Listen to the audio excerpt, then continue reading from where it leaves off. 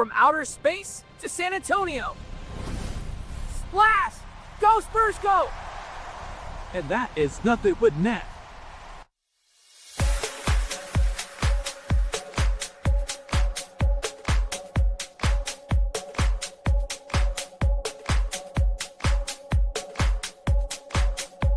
You know, Rudy, I think that a little alien that introduced the show right now probably was Wemby, because Wemby hit a deep shot and that alien hit a deep shot. So I'm pretty sure that was Wemby who joined Spurs in Focus. Hey, he called him the alien, right? Hello, everybody. What is going on? Welcome to a live edition of Spurs in Focus right here on YouTube, iTunes, Spotify, YouTube Music, Amazon Podcast. The list goes on and on. Go subscribe right now. Don't forget the Substack. Yes, Spurs in Focus Substack, completely free. Sign up. You be part of the crew. He is Mr. Rudy Campos. Follow on X at The Sports Answer. He is with The Sports Answer. I am Jeff Garcia, longtime Spurs writer in San Antonio. Follow me on X at Jeff G Spurs Zone. You want to do that right now? We thank you for making Spurs in Focus your first and only spot for all things San Antonio Spurs. Ignore the rest. You want to come to the best right here on Spurs in Focus. What are we talking about today? Well, we're going to react live to the Spurs' massive win in G4, Game 4, Western Conference Finals. Wasn't even a contest. We're going to get into what went right for the Spurs. Anything go wrong for the Spurs? Very little. And what was it? Was it really the Spurs flexing their muscle? Or was it the Thunder just kind of petering out? We're going to get into that. Standout stats, standout player, turning point. Rudy doesn't know which one I'm going to pick. We're going to have fun with that again. And your comments. Rudy's manning the comment section. Leave your comment. Rudy will highlight it and bring it up later on this show. Let's dive into it. Yeah. Your San Antonio Spurs tied up the series versus the Thunder in the West Finals, 103-82. You heard that right. The mighty Thunder were held to 82 points for the game. It was just a clinic. The Spurs came out of the gates on fire, and they kept the flames going for pretty much most of the game. Rudy, this was excellent Spurs basketball. It was. Absolutely. It was. Yes, it was. It really was. It was. The defense went up a notch. The offense was humming. The Spurs, were just taking the Thunder out of their element. Rudy, the first thing that stood out in my mind when I saw this beatdown, yes, it was a beatdown from your Spurs to the Thunder, was one, because it's coming off the Anime Con, the Riverwalk Anime Con, was it pretty much Yamcha curled up at the end? That was the Thunder getting obliterated. And then two, just when you think Victor Wembanyama cannot go another level, he does. He set the tone, a career high 20-plus points at half in a playoff game. To me, he is the biggest storyline, Rudy, why the Spurs got this win. 33 points, 8 rebounds, 5 assists. He just set the tone. I guess you're foreshadowing, right? Your standout player of the night. So we'll just wait on that just a little bit. Yeah, man. I mean, great bounce back game, a key moment here, and I'm glad that the guys on the announce table are listening to us, because again, we mentioned so many times the Spurs have not lost more than 2 games in a row all season, and guess what? They still haven't lost more than 2 games all season. From the tip all the way to the end of the game, it just was Spurs defense, and when you hold OKC to 38 half-time points, you are doing something right, man. And not only that, you were able to get Victor. You saw him, going right to the rim. You saw a little bit of lobs, a little bit of alley-oops. He was playing around the basket. Everybody was attacking the rim. Nobody was worried about foul calls other than that phantom call with Shai Gilgeous-Alexander, Mr. London Bridges, falling down again when Fox didn't even touch him. Not even anybody in the arena could tell you that there was no foul there. But from start to finish, Jeff, it was Spurs basketball, both on the offensive side and the defensive side. Especially on the defensive side of things, man. It shows when they are in sync, when they are playing hard-nosed defense, not worrying about the whistle from the officials, they can get it done. They did put OKC in the spinner tonight, man. I mean, let's be real. I think Shai probably had, he would have had maybe 9 at halftime, 10 at halftime. It wasn't much. Finished the game with, 18 or 19 points. A very uncharacteristic game for Shai Gilgeous-Alexander. Mark Diagonal threw in the towel pretty much fourth quarter. So, I mean, you can be hyped for this win. No doubt about it. You can be hyped. For sure. We still got to pump the brakes a little bit. Still got to pump the brakes, because there's some things that OKC did that are not characteristically, something they've done all year. Yeah, I'm gonna give you my 3 key takeaways from this game in just a few seconds here. But one thing I think it was obvious, and I get your thoughts on this: the Spurs did not double team SGA. Yeah, They big game plan. pretty much single coverage for the whole entire game. I thought that was key because the other role players around SGA didn't get clean shots at all. Your thoughts? Absolutely. So a different game plan. You saw him double teaming SGA in the past couple of games. He seemed to cook him just by off the assist, and that's something that they were able to control today. They were leaving guys wide open. Coach Mitch Johnson did mention to his team and actually to the media that was covering the game that they were just not closing out on their players, and you saw the results of that. Game 2 and 3, you saw guys like Jalen Williams, you saw guys like Alex Caruso, Jared McCain. They were hitting open 3-point opportunities. Plus, Sure. the hands points were helping OKC as well. Today, it was one-on-one matchups. He told his team basically, you know what? If SGA is your assignment, you're going to stick to him like glue. And that's exactly what the Spurs did tonight. Anywhere from Dylan Harper to De'Aaron Fox, Stephon Castle, they just stuck to him. And that was a very, very key point because now you're looking at Mark Dagnall and his staff. Okay, if they're playing us one-on-one, you're probably going to see a whole lot more high screens from Hardenstein, also from Chet Holmgren. You're going to try to free up SGA more. It's going to be critical to see what they do at Game 5, San Antonio-wise, because, again, OKC's got a lot of smart players, man. They got a very smart coaching staff. There are going to be adjustments, but no, I'm glad they didn't double team him. They tried something different. What worked against Anthony Edwards isn't going to work against SGA. Hey, your predictions could be coming true. You did predict the Spurs in 6. 6. So it's right there. It's on pace because this is going to be a 6-game series now at minimum. Now that the series is tied. Yeah, what again stands out to me is that defense. You mentioned the 38 points at halftime. That was the Thunder's lowest halftime output again. The Spurs just know how to shut this team down. They have everything they have. You said this before. This team is built the Thunder. I mean, the Spurs are built for the Thunder. It's like they almost match up nearly pound for pound. Excuse me, everybody. This was just a testament to the adjustments. And the biggest adjustment, as we mentioned already, was not double teaming SGA. I thought that was huge. Yeah. The other thing, too, was just, yes, Wemby dominated, and he was the man pretty much for the entire game for the Spurs. And I like that because you needed to see if he was going to answer the call. He was already getting called out in the national media, like, where were you? You weren't there for your team. He said it himself, too, after the last loss in Game 3, saying, I wasn't there for my team, and I wasn't making my team better. I wasn't doing this. So he took responsibility to it, and I had no doubt that he was going to respond in a gigantic way, and boy, did he. All right, let me give you my key takeaways from the big win for your Spurs in Game 4. We already mentioned that Wemby goes off. I've been hammering this over and over again. We need him to go nuclear, and he did.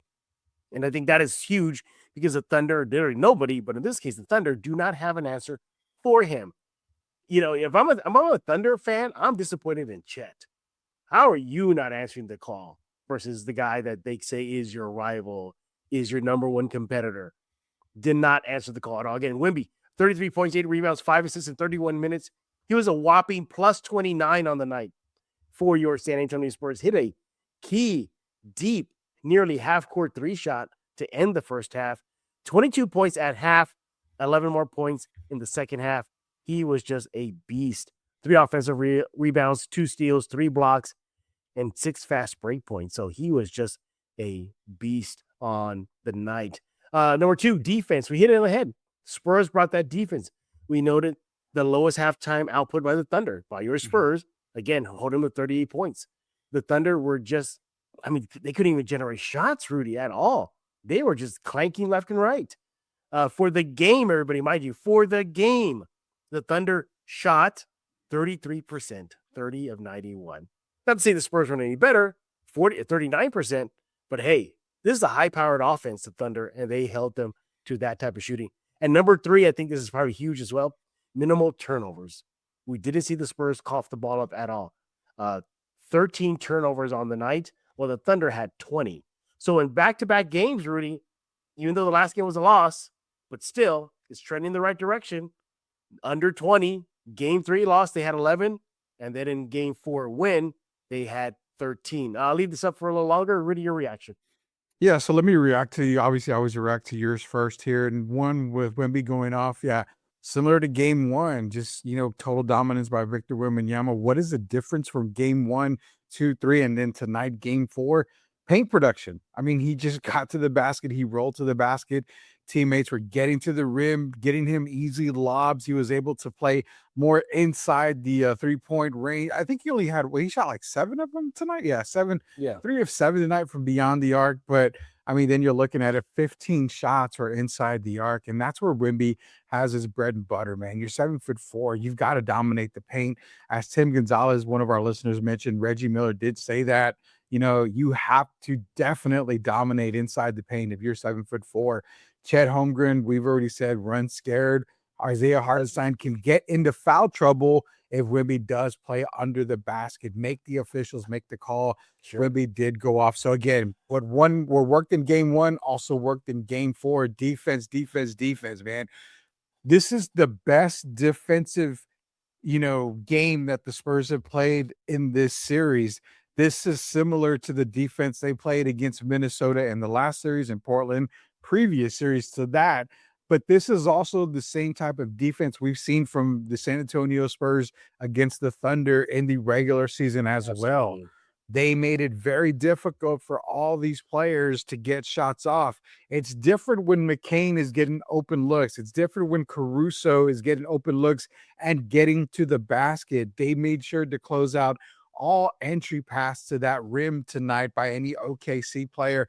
Turned them into a jump shooting team again, but they were more contested jump shots tonight. So defense was a huge factor for San Antonio. The minimal turnovers, Jeff, you're right. It's trending in the right direction. And that is absolutely bona fide, 100% awesome by the Spurs.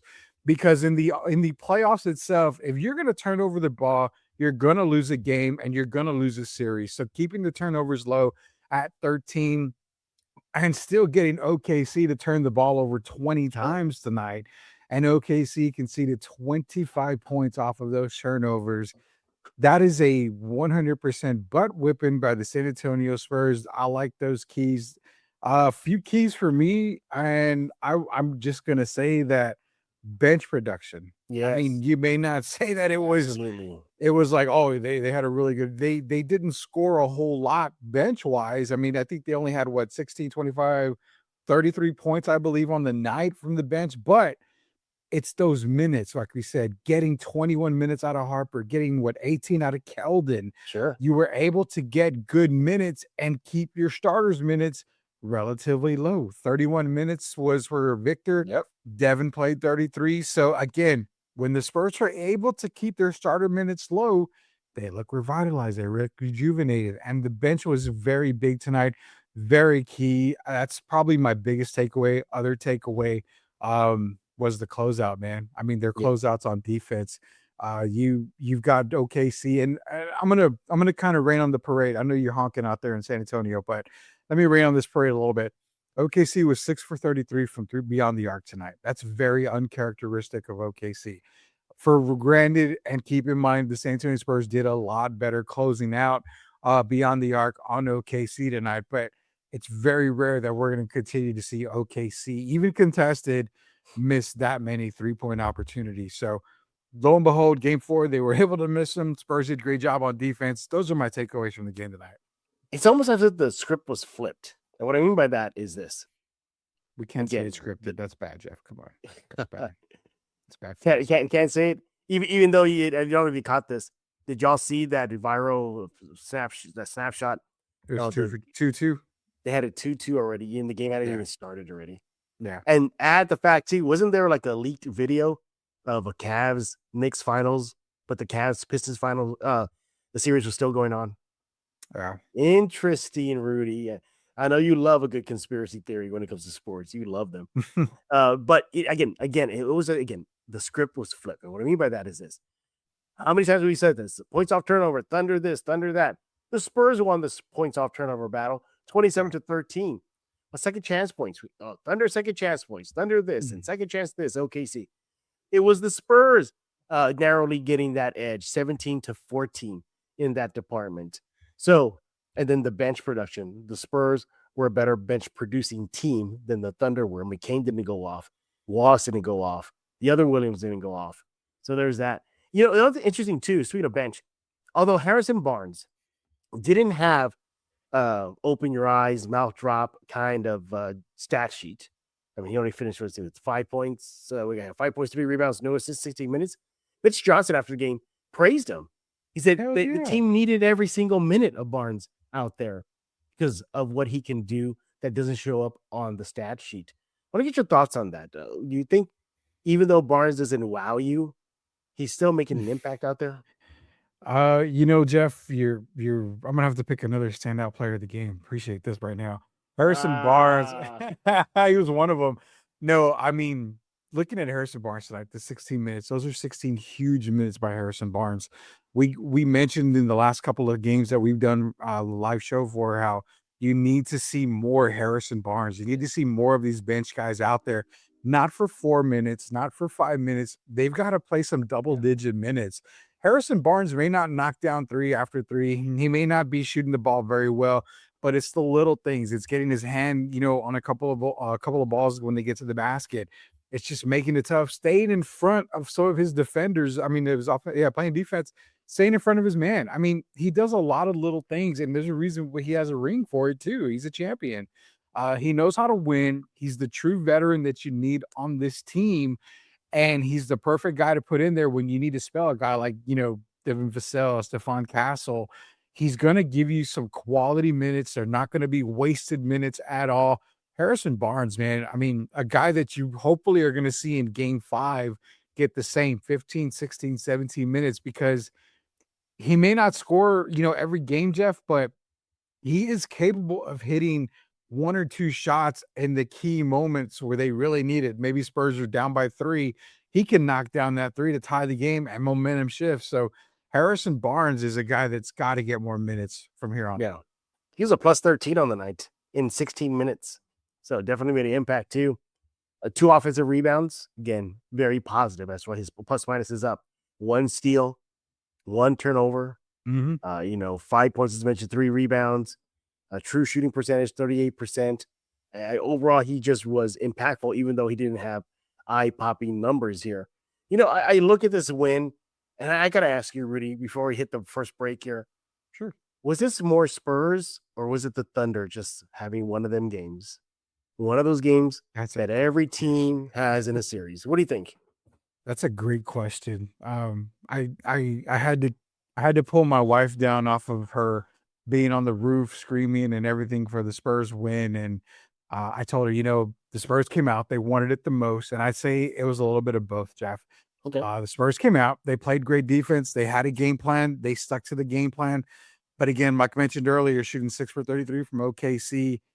It's not a typical shooting night from Oklahoma City. You don't complain. You don't worry about, why you got the win. You just take the W. But I think it was one of those games where, similar to what we saw in game 2 from San Antonio, you went into game 1, you got a victory. OKC wanted to come to San Antonio. They needed to get at least 1 game to get the home court advantage back. Could they have made a run in the 4th? I think so. I mean, OKC is very capable of tearing down a 20-point lead in a matter of 6-7 minutes. But Diagonal basically sat SGA the entire 4th quarter. So could it have been that they conceded in the 4th? Probably so. But again, they had a very bad shooting night. It was just one of those OKC games that you don't get very often. Again, you don't apologize for winning. I think it's a little bit of both. Spurs came out with a different game plan. It seemed to work. It really did work, not doubling SGA. And then Diagonal at the end of the game said, you know what? We're just going to concede. Don't worry about it. We'll get ready for game 5. Why? Yeah. Because they've got to figure out this defense that the Spurs are playing tonight. That, and technically they regained home court advantage. They got it back. That's all they needed, 1 game. They definitely got it. And you got to wonder, man, is J-Dub, man, is he damaged goods for this team? And he's just not reliable anymore for OKC. No, I mean, definitely not, man. He's got a hamstring injury. So with him being out, So the thing with hamstring injuries is this, Trevor. You can't toy with that. You saw him come back after that injury, played 2 games. I mean, he went out game 2, and it was just like, oh, okay, you may want to shut him down for the rest of the playoffs if possible. You don't want to rush it back because that could be a lingering injury for years and years to come, that hamstring injury. Definitely don't want to see him. He's not damaged goods. It's just, I think he's more anxious to get out there. Yeah. And OKC was like, okay, let's see what you got. Probably re-aggravated it again. He's going to be day to day. So again, it's not as serious as it could have been, but no, he's not damaged goods at all, man. He can still be a really killer for the Spurs if he plays. Yeah, then you got to forget too, AJ Mitchell did not play for the Thunder too, so they're down 2 big key players there. Yeah. Again, not raining on the parade. The Spurs got the win convincingly. They won every single quarter of the game. But I still want to see this Spurs team really go. We've seen it already, go toe to toe with a fully powered up Thunder team. They beat them and then they lost one to them. So, actually, no, they the one they lost to was without J-Dub. That's right. So, gotta start scratching your head saying, okay, Spurs, can you keep this momentum up going into Game 5? Because the Game 5 is now going to be in OKC. So, I mean, for both teams, that's a must win. That's a must win for both teams, no matter what. Well, I mean, we'll call a spade a spade. Whoever wins Game 5 wins the series. I mean, there's no doubt in my mind. Whoever wins Game 5 is going to win the series. But all right. Oh, Rudy, you're getting me nervous now for Game 5, man. You're getting me. I got to sit up on my seat now. Calm down the butterflies. Game 5 is going to be huge. Could we say that whoever wins Game 5 will win the series? In this case, I think it's 75% of all teams that win Game 5 win the series. But in this case, I mean, do you think it's more or less than that? They could buck the trend. Go Spurs, go! Oh my God, is it Tuesday already, everybody? And that's the thing too, Rudy. This series is every other day. There's no rest. Adam Silver, Derek Gervin always tells me he talks to Adam Silver from time to time, and I'm about to text Derek and tell him that he needs to call Adam Silver a punk because you're not supposed to do this, man. You can't be doing every other day, for these teams. These guys for both teams, yeah. These guys, forget the playoffs. These guys play 82 games. The majority of them play the 82-game series. Some of them play 65, 70 games throughout the season. The playoffs should be spread a little bit. I'm not saying every 5 days or something. Sure. I'm saying, play one, off, play another one, rest for 2 for travel, and then play another one, go back to back, basically 1 off 1, and then rest for 2 or whatever. I think it's comical that they're making these guys play this quick as if they need to get the season over really, really fast. They're kind of rushing through it. It does not a very good look on the NBA right now. Absolutely. All right, we're taking our first break. When we get back, it's time to put Rudy in the hot seat. What is the turning point for him? What are standout stats? Standout players. We're going to find out in just a few minutes and then get to your comments. I see them popping. They are popping up right now. Rudy's keeping an eye on them. So we're going to pick out some of the best. We'll go through all of them. How about that? We'll go through all of them and have some fun with you guys and your thoughts on the Spurs' big win in Game 4. Again, 103-82. Yeah, 82 points. That's all the Thunder mustered up thanks to that Spurs defense. More of this and more right here on the Spurs in Focus. Secret powers were revealed to me the day I held aloft my magic sword and said, "By the power of Grayskull, I subscribe to Spurs in Focus."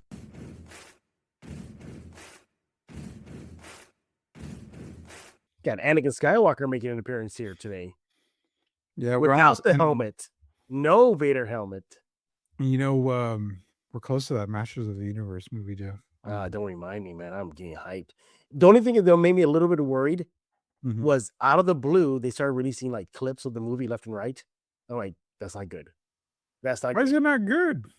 Because they're like, please come see it. Look at all the good stuff we have. Please, please, please. All you got to do is read every single review. And I have yet to see one negative review, period. Have you heard anything about Leto's performance on Skeletor? Yes. I don't know if I should announce it now, but I have a trusted guy that watches and reviews a lot of movies. And he said that Leto's performance is way better than you would ever have expected. Wow. All right. See, now I really got to see it now. So Hurry yeah, up. I can't tell you that because you have so many high hopes for everything. High that- standards. Yeah. I mean, your standards are super high that if Leto pulls a Heath Ledger Joker performance, you're still going to find some way to, to say that it was bad. All right. Hey, look, an impromptu Spurs in Focus nerd segment. Start the second half here. We are back, everybody. This is a live edition of Spurs in Focus right here on YouTube, iTunes, Pocket Cast, Amazon Podcast, YouTube Music. Go subscribe right now. Substack, Spurs in Focus Substack, completely free. I don't charge a dime. Go there right now, Google it, hit subscribe, be a part of the crew, and yeah, enjoy that content that is coming out left and right. Yeah. By the way, yeah, congratulations, Wemby, all NBA first team. So that was obvious. So he picked up that award. So 99 votes out of 100. Who the hell? I don't know who that. Yeah, one vote away from being a unanimous. Was it Joker and SGA got the unanimous picks? Yeah, Wemby didn't. Yeah, Wemby didn't. crazy. Yeah, way to go. Yeah, maybe we should put this one, Rudy. Yeah, for the one guy that Yeah, that voted no. yeah. I heard it was Tim Gonzalez that actually said no to Wemby in the voting. He had a vote there. All right, we're reacting to the Spurs big, and I mean big win, 103-82 in Game 4 of the Western Conference Finals. Your Spurs tie things up. It was not even a contest. Your Spurs led for 46 minutes of the game. Thunder led for 1 minute and 35 seconds. That's it. It was a near wire-to-wire win. Nevertheless, all that matters is the Spurs are now tied and not facing a 3-1 deficit. That would have been brutal for this team. All right.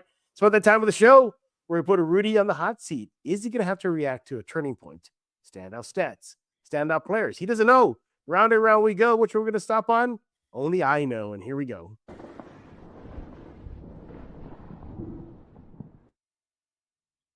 All right, standout stats. I got 2 of them. Obviously, I'm going to steal your thunder. I'm going to take the turnover battle. Keeping the turnovers low at 13 turnovers compared to Oklahoma City's 20 turnovers. Again, Oklahoma City conceded 25 points off of those turnovers.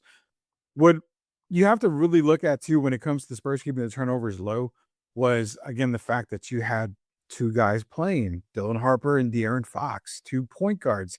You kept the ball pretty much out of Stephon Castle's hands where he didn't have to be a playmaker for the entire team.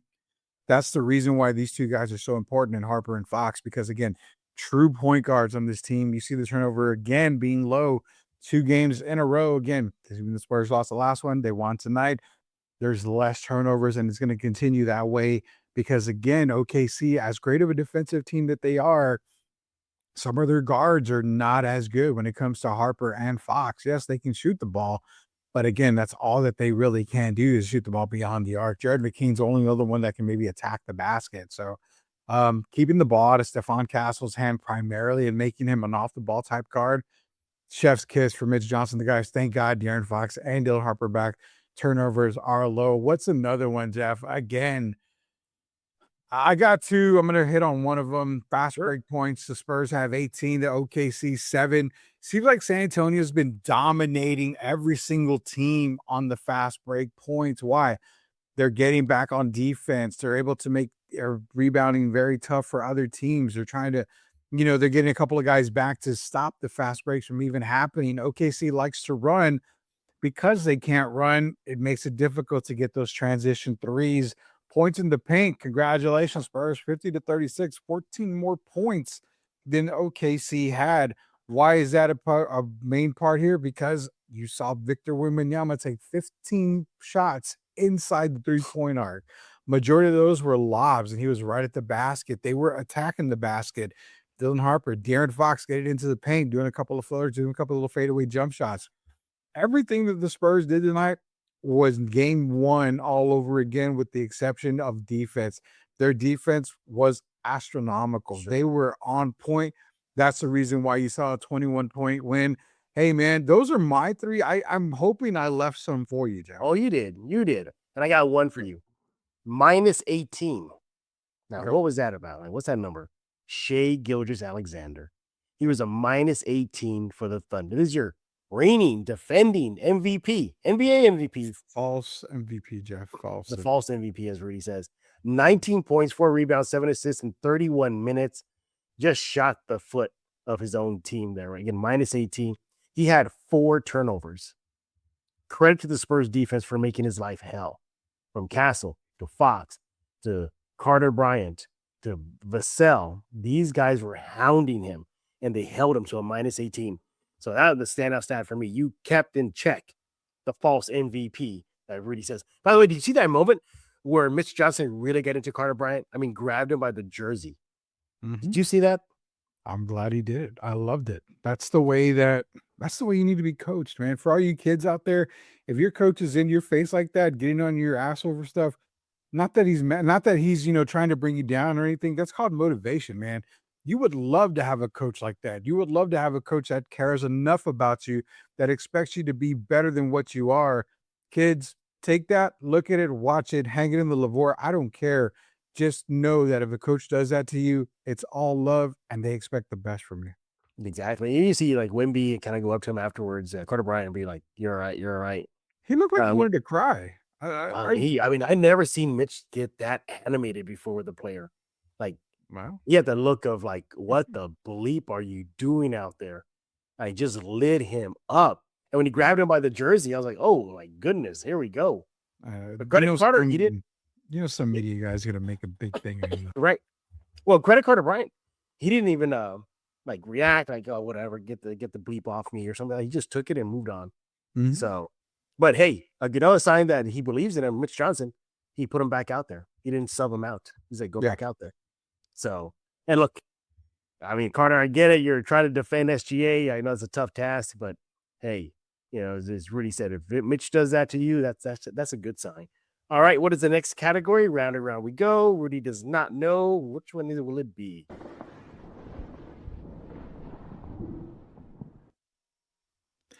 Turning point. This is a difficult one for me, man. Yeah, because what is the turning point? Yeah, it was all Spurs. I don't know. We woke up this morning and they came out. There you go. There's no. they woke up. Spurs woke up. I actually have a turning point that I'm going to get into here. De'Aaron Fox versus SGA. Phantom call that they had. Obviously, you look at the replay. Nobody saw a foul. The only one that saw a foul was Stevie Wonder in that situation. They called the foul on De'Aaron Fox. SGA was still able to land. He wasn't his landing spot. Yada yada yada yada. That for me was a turning point because the Spurs could have easily done what they've done in past games, Jeff, and say, you know what? Okay, we're gonna play a little bit off of him. He's gonna get these calls. Yeah. No, they continued to make it hell on earth for SGA. That was my turning point because again, that could have been you know what? We're going to back off. We're going to do a little bit of this. He's going to get those calls. It's going to be one of those nights. No, they continue to pound the ball. They continue to make it tough for SGA, whether it was a call or not. And it set the tone for the rest of the game because you saw almost every player on OKC flopping, looking for a whistle.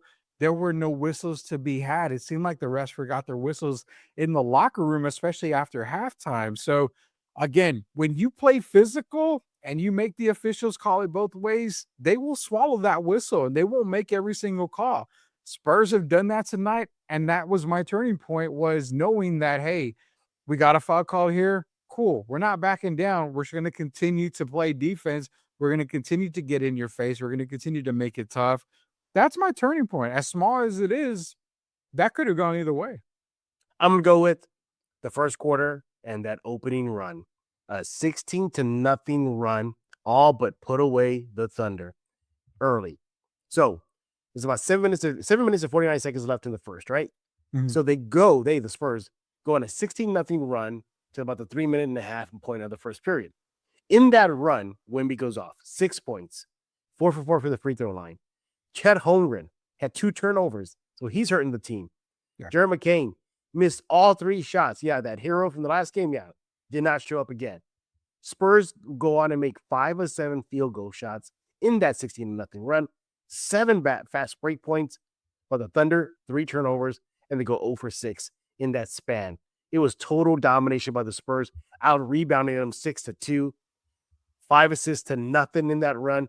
The Spurs at that point left no doubt that game was going to be in the pocket, and they set that message early. So that was my turning point early in the game, 16-0 run. Spurs had them on the heels, and they never let up.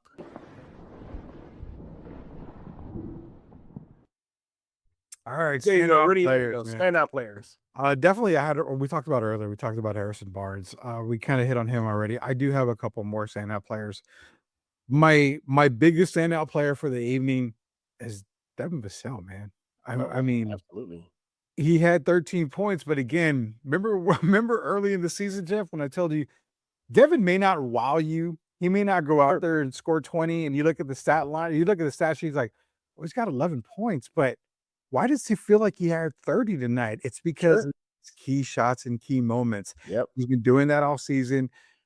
And it's safe to say, Jeff, I mean, you have Victor probably as the best player in this series so far for San Antonio, but Devin could possibly make a case as the best player in this series for San Antonio against OKC. It just seems like every game he's had a really good game. Every game he's made a difference. His defense intensity has just gone up every single game. Devin Vassell, I mean, for a guy that was kind of teetering between, we probably should include him in every trade package that we're getting here. And do you know what? He's probably not a starter. He's probably going to have to come off the bench and accept it the way Keldon Johnson did, to now looking at him like, I don't think this team has a chance if Devin is not on the floor. Devin Vassell is definitely my top standout player of the game. After that, give me some Luke Cornett, man. Ooh, good one. Luke Cornett, 13 minutes, 6 rebounds, 7 rebounds, 6 points tonight. A really good block on Chet Holmgren under the basket. Why is Luke Cornett my other standout player of the game? Because those 13 minutes were, again, you're able to allow Victor to rest for that 13 minutes. Doesn't sound like a lot, but hey, it is a lot. It's a massive amount of time for Victor to rest that long. He only played 31 minutes tonight, which is, again, really good for him after playing almost 40 minutes in a lot of these games already. So Cornett getting it done, making a difference, not putting it on the stat sheet, is having this massive game. But again, when Luke Cornett is going and he's making it tough for the big guys like Hardenstein, Williams, and Chet, it's a long night for the other team. Give me Cornett and Vassell as my standout players. It's a good picks. Good picks. Although the obvious one is Wemby. I'm not going to go with Wemby, although he definitely deserves it. I left him for you. Really? I'm going to go with this guy. Dylan Harper. Dylan Harper. Yeah, Dylan Harper. A plus freaking 25 on the night for the Spurs. Plus 25. Sure, 7 points, 5 rebounds, 2 assists. Good numbers, solid. 20 minutes of action there.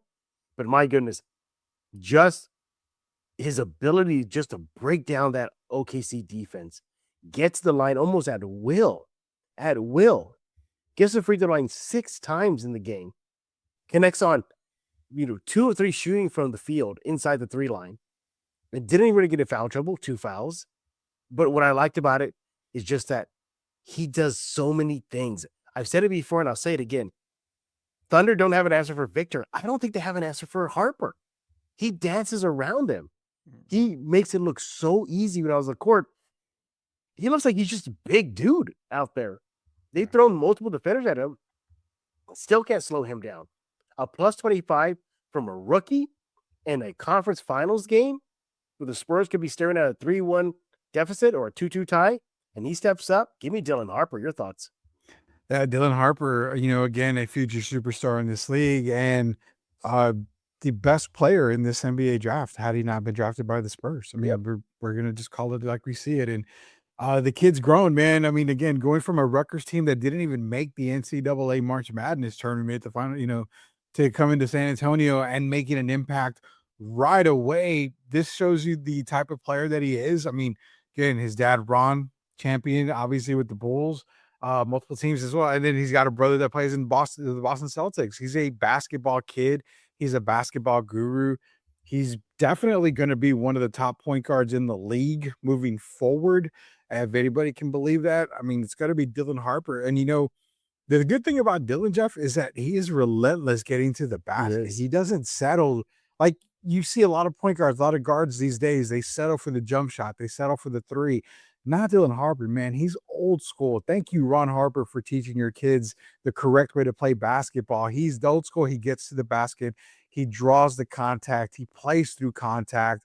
Dylan Harper is going to be super, super special. And could we, Derek mentioned on the show one day that he potentially could see a Kareem Magic type duo, Ooh, Harper and Wemby, if you can think about that. That's what he thinks of Dylan Harper, and I can't say I disagree with him on that. that's a good comparison. All right, Rudy's off the hot seat. Time for you guys. The top leaving on Spurs and Focus Live. Rudy, what do we got cooking? So we just had a question come in right now from Texas Rican. Again, he's a really big sponsor, a really big supporter of the shows that we do on Sports Answer, as well as Spurs in Focus. Question for both of y'all: had the Spurs had the first pick instead of the second, do they still draft Harper or Flag? I love that question, Ooh, man. That's all you, Rudy. That's all you. So the obvious choice would have been Cooper Flag to play next to Victor Wembanyama. I remember we go back on videos with Jeff. I said if the Spurs did end up having number one, I would definitely take Dylan Harper over Cooper Flag. Cooper Flag, as great of a player as he is, I don't feel like he would have succeeded more alongside of Victor Wembanyama. The Spurs needed to get primed for a team like OKC because, I mean, as we said, they're loaded with guards. So Dylan Harper makes a whole lot of sense. Not only that, you didn't have a backup point guard. You only had De'Aaron Fox, and you would have had to rely on Stephon Castle as your other point guard. Getting Dylan Harper in, playing behind Fox, and potentially starting right next to Fox and Castle as early as next season. You always go with the player that makes more sense and the best player available. My opinion, Dylan Harper was the correct choice, whether it was one or two. There you go. There you have it. All right, next comment. Does Harrison Barnes remind you of Terry Cummings back in the day, like leadership guy who doesn't play much? Was Amy called, but he brings a veteran leadership. What do you think about the Terry Cummings comparison there? Well, I think Terry Cummings played, man. He got minutes. He did. Produced. But he also brought leadership and everything. So I think if Terry Cummings right now would be getting minutes right now and producing. Not to say that Harrison Barnes can, but it's almost close to apples and oranges. Because TC, even towards the end of his career, he was still productive. Yeah. Because when he came to San Antonio, he was really like starting the back end of his career. Because when he was playing with the San Diego Clippers and the Milwaukee Bucks, I mean, he was a rookie of the year. He was a beast. People forget and they underestimate how good Terry Cummings was. Yeah, TC was great. But no. I mean, I see they're trying to get at an aged veteran coming in, producing, other leadership. So that comparison, yeah, I see it. But no, TC, man, he went to war, man, every single night, and he produced for San Antonio. What's next? We got a lot of comments, and I'm going to go this here. The Nuns deserve the credit for this win. I was saying that I'm not religious whatsoever, but yeah, I mean, the Nuns in the crowd. Are we going to fly them up to OKC, Jeff? I bet you sure the Spurs will. I bet the Spurs will do that. Caruso was out there doing cardio tonight. 0 points, no double team. Was huge. I mean, just stick with that from now on. Again, especially not being adulting. What worked against Edwards in the last series, it's not going to work against the OKC. Rudy doesn't know ball. Yeah, I definitely don't remember. That's right. You don't know ball, Rudy. What are you even doing here? Exactly. I don't know why you have me on this show. Silver Wolf Ventures always in here with us, man. Good evening, gentlemen. What a game. Spurs came out with the edge. And even though this wasn't a perfect game from you, it was definitely a solid game with a hitting punch to OKC. Definitely. So no Tony Brothers calling the game tonight. Different outcome with foul calls, except for the phantom call that I mentioned. More with Silver Wolf. Can we say safely that the game plan from first three games was to double the S out of SGA, getting him tired, then switching man-on-man, work hard defensively? Yep. I think the double team was okay on OKC, but it's when you leave these guys, McCain, Caruso, open, even Jalen Williams. I mean, Jalen Williams airballed a 3-ball tonight after looking, like Steph Curry the last couple of games. He started to miss threes. Why? Because a lot of them were contested, man. A good amount were contested. So good job on the Spurs for doing that. John's back in here saying conspiracy. Ooh. There's a conspiracy, Jeff? I don't think so. I don't know. So the scripts have been leaked twice already. John, both teams are just worn out. Spurs had a little bit more in the tank. Back in here, what did I tell you about Harrison Barnes, Rudy? What did he tell you about Harrison Barnes? That he needs to play. Okay. Something that you and I have been saying a lot. Stephon Castle with one turnover is crazy. Great. That should have been a standout stat right there. I know. You know what? I'm going to steal it. My standout stat of the night, Jeff. There you go. On Castle with one turnover. Brady the Market's own Jacob Fair won. They Spurs won all 4 Yep. quarters. Yeah. They sure did. It was definitely. And then the Carter Bryant comment again. Carter Bryant, he has to stop eating that pump fake, bitch, shoot him up and send him back out. Good learning experience for the kid. Let's remember that he's just 19 years old. Jeff, did it feel okay? I can kind of know because I've had, as a coach, I've chewed a couple of players' asses out before, and I've essentially hurt some of their confidence. But again, I'm coaching high schoolers, maybe a couple of future college kids or whatever. At that age, they're still learning. They're still trying to develop. Do you think this hurts, or do you think it plays a mind game with Carter Bryant because he could come in next game, could play relentless again, but still make the same mistakes? Yeah. How do you think this goes for him going into game 5? Positive. I don't see him as a kid that's going to take it negatively. I think he's going to try his best to do better. But remember, he's still a kid. And Mitch, guess what? He's probably going to make more mistakes in the playoffs, even next season as a sophomore. At that time, he'd be 19, 20 years old. So it just comes with the territory. No perfect player exists, except for Rudy Campos. He's the only one that we know that's a perfect player. But outside of Rudy, you're going to make mistakes. No, I don't see this incident. I mean, it was a chewing the ass out. I mean, it was bad. Have you seen worse from Pop? I see. Yeah. I can't remember. I remember he used to get on Parker. That was notorious. Danny Green was another one. He used to chew out Danny Green so much. But I'm talking about pulling the jersey and getting you closer. I've never seen Pop do that. There's a difference in intensity between Pop, where he's pointing at you and he's got his finger wagging at you and he's getting into your ass like that, or you're going to the bench and he leans over to you and he's going into you.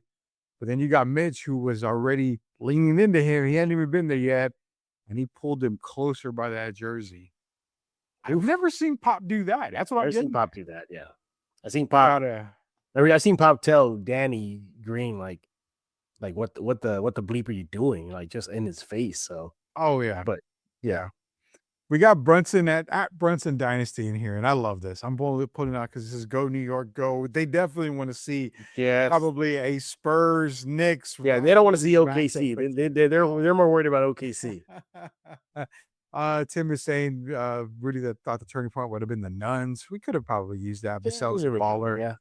Love how they came out and kept the energy the whole game. What's up, Jeff and Rudy? That's shout out Mike Rehome. Known Mike for a long time. Yeah. Mike followed me yesterday earlier. Appreciate that, Mike. Yeah. Shout out to Mike on that one, man. Standout player is Bronny James. John's always mentioning Bronny James on the show. Gotta love Bronny James, man. Why is Bronny James coming up right now? Because that's John's favorite player, man. He had no points, no assists, no rebounds, no nothing. Love how he played defense. Defense has been the key tonight. It's been kind of the topic that we've gotten on here. What else do we got? Deserved no TC. Yep. Hats off to Fox for playing through the ankle injury.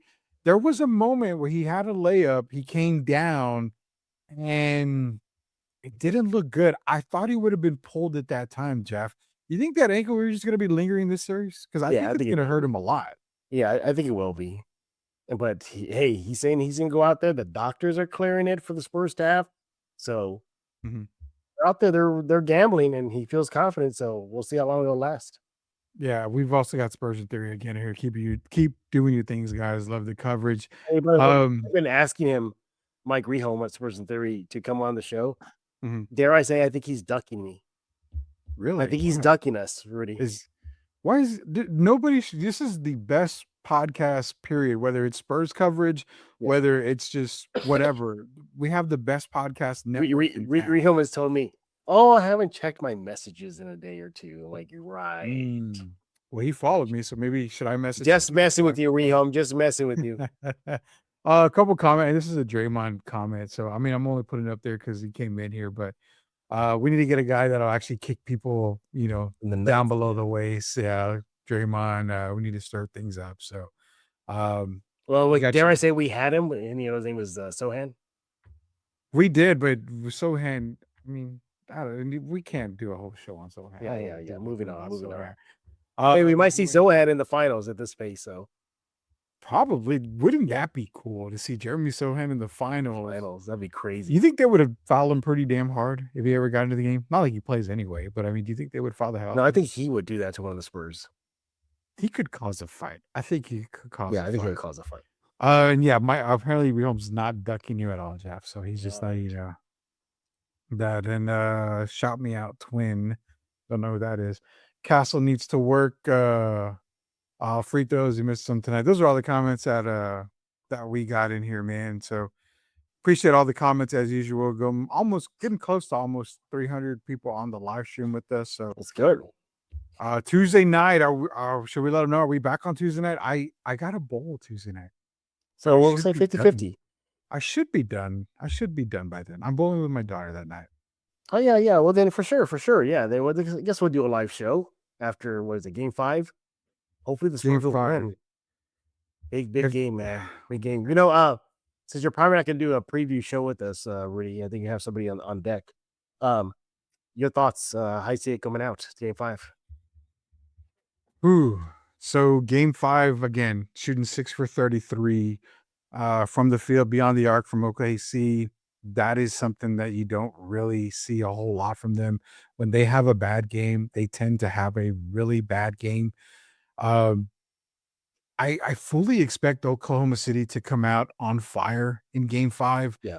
I will say this. Let's hope that the Spurs don't get down double digits in the early part of the game.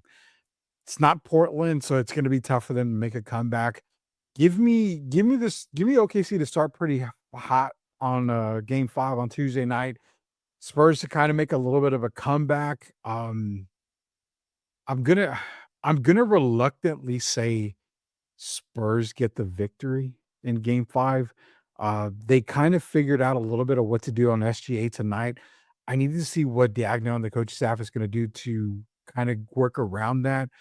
But if they play him the exact same way, and again, if the officials allow the contact to continue, there's no reason why San Antonio can't beat OKC, whether it's there or in San Antonio. So those are my two factors, Jeff. Right now, I'm picking the Spurs to win Game 5 fairly.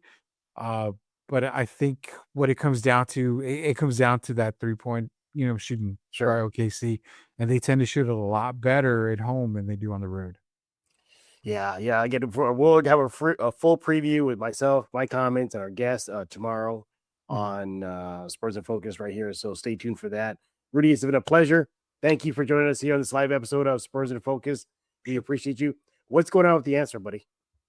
So Sports Answer, obviously you got the Friday Drive with myself and Derek Irvin. We got more content coming up. Working on a couple of things here.